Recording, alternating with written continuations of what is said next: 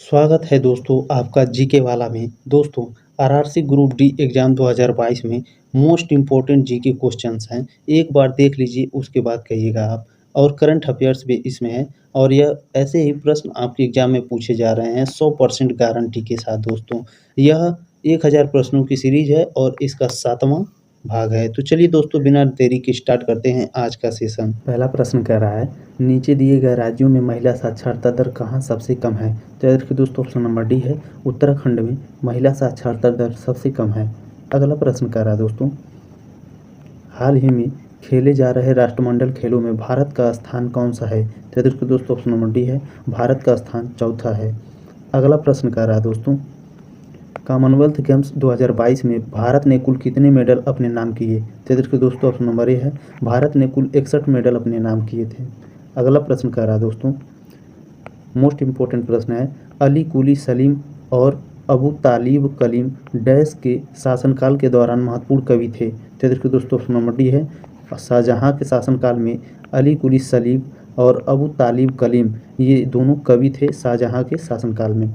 अगला प्रश्न कह रहा है दोस्तों, उत्तर प्रदेश राज्य की सीमा अन्य कितने राज्यों को स्पर्श करती है? तो इसके दोस्तों ऑप्शन नंबर सी है, 8 राज्यों को स्पर्श करती है। वो 8 राज्य कौन कौन से हैं दोस्तों? तो याद रखिएगा, उत्तराखंड, हिमाचल प्रदेश, हरियाणा, राजस्थान, मध्य प्रदेश, छत्तीसगढ़, झारखंड, बिहार और दिल्ली। अगला प्रश्न कह रहा है दोस्तों, पृथ्वी पर सबसे बड़ा महाद्वीप कौन सा है? तो देखिए दोस्तों, ऑप्शन नंबर ए है, सबसे बड़ा महाद्वीप एशिया महाद्वीप है। अगला प्रश्न कह रहा है दोस्तों, नीरज चोपड़ा किस राज्य से संबंधित हैं? तो देखिए दोस्तों, ऑप्शन नंबर ए है, नीरज चोपड़ा हरियाणा के रहने वाले हैं। और नीरज चोपड़ा किस खेल से संबंधित हैं? तो याद रखिएगा, भाला फेंक से। अगला प्रश्न कह रहा है दोस्तों, 2022 का अंतर्राष्ट्रीय बुकर पुरस्कार विजेता कौन है? तो याद रखिए दोस्तों, ऑप्शन नंबर ए है, गीतांजलि श्री 2022 का अंतर्राष्ट्रीय बुकर पुरस्कार जीतने वाली हैं। मोस्ट इंपॉर्टेंट प्रश्न ये भी है। अगला प्रश्न कह रहा है दोस्तों, वर्तमान में भारत के उपराष्ट्रपति कौन है? तो ये देखिए दोस्तों, ऑप्शन नंबर बी है, जगदीश धनखड़ भारत के वर्तमान उपराष्ट्रपति हैं। अगला प्रश्न कह रहा है दोस्तों, भारत में राष्ट्रीय खेल दिवस कब मनाया जाता है? तो ये देखिए दोस्तों, ऑप्शन नंबर सी है, 29 अगस्त को भारत में राष्ट्रीय खेल दिवस मनाया जाता है। अगला प्रश्न कह रहा है दोस्तों, भारत के राष्ट्र ध्वज की लंबाई एवं चौड़ाई का अनुपात कितना निर्धारित है? ये तो लगभग सभी को पता होगा। तो याद रखिए दोस्तों, ऑप्शन नंबर सी है, 3:2। अगला प्रश्न कह रहा है दोस्तों, भारत ने बराक 8 पृथ्वी से आकाश में मार करने वाली मिसाइल किस देश के सहयोग से विकसित की है? तो याद रखिए दोस्तों, ऑप्शन नंबर ए है, इजराइल देश के साथ मिलकर भारत ने बराक 8 पृथ्वी से आकाश में मार करने वाली मिसाइल बनाई है, जिससे पाकिस्तान के पिछवाड़े में आग लग जाएगी। अगला प्रश्न कह रहा है दोस्तों, हरनाज कौर संधू किस स्टेट से संबंधित हैं? तो याद रखिए दोस्तों, ऑप्शन नंबर ए है, चंडीगढ़। हरनाज कौर संधू दोस्तों 2021 में इन्होंने मिस यूनिवर्स का खिताब जीता था।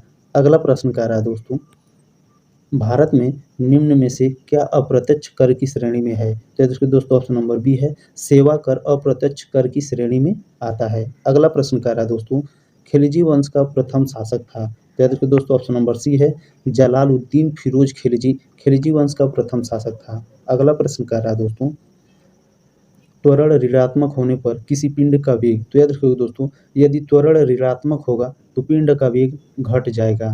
अगला प्रश्न कह रहा है दोस्तों, state bank of India SBI के वर्तमान अध्यक्ष कौन हैं? तो याद रखिए दोस्तों, ऑप्शन नंबर ए है, दिनेश कुमार खारा state bank of India SBI के वर्तमान अध्यक्ष हैं। अगला प्रश्न कह रहा है दोस्तों, स्ट्रेट ड्राइव पुस्तक के लेखक कौन है? स्ट्रेट ड्राइव दोस्तों क्रिकेट से संबंधित है। तो याद रखिए दोस्तों, ऑप्शन नंबर बी है, सुनील गावस्कर ने स्ट्रेट ड्राइव नामक पुस्तक लिखी है। अगला प्रश्न कह रहा है दोस्तों, रबर का सबसे बड़ा रबर उत्पादक देश है? तो याद रखिए दोस्तों, ऑप्शन नंबर बी है, थाईलैंड रबर का सबसे बड़ा उत्पादक देश है।